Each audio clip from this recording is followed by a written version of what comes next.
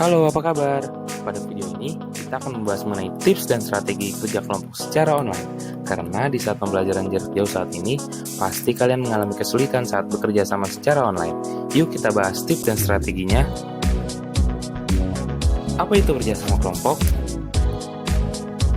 Kerjasama kelompok merupakan bentuk kelompok yang terdiri lebih dari satu orang yang melakukan suatu tugas dengan sejumlah peraturan dan prosedur. Kerjasama yang efektif memerlukan komunikasi yang baik, serta hal-hal lain sehingga dapat bermanfaat bagi seluruh anggota dan tidak ada yang dirugikan. Lalu, bagaimana tips dan strategi kerjasama kelompok yang efektif secara online? Yuk kita simak tips dan strategi berikut ini.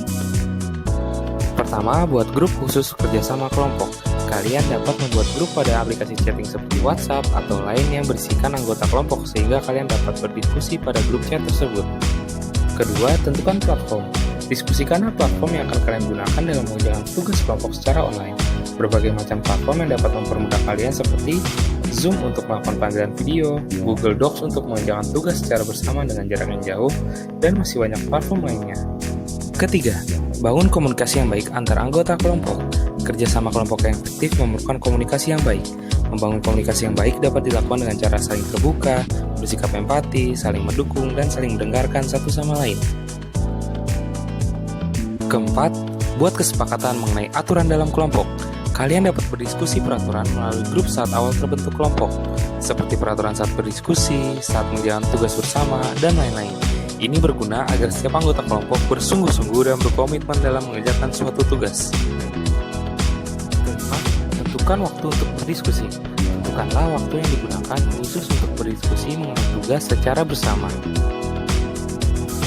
Keenam, pembagian tugas. Bagi tugas yang adil dan merata sesuai kemampuan masing-masing anggota kelompok, sehingga tiap anggota memiliki peran yang penting dan tanggung jawab yang sama. Ketujuh, saling membantu dan memeriksa tugas. Setiap anggota dapat membantu anggota lainnya apabila mengalami suatu kesulitan seperti memberi masukan dan saran. Kedelapan, bersikap toleransi. Toleransi dapat dilakukan dengan saling menghargai antar anggota kelompok, serta bersama-sama mencari kesepakatan dalam perbedaan pendapat yang diberikan oleh masing-masing anggota kelompok. Terakhir, berikan apresiasi.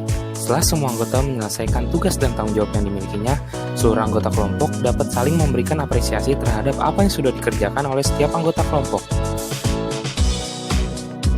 Berikut merupakan tips dan strategi yang dapat kamu terapkan. Terima kasih telah menonton. Sampai jumpa.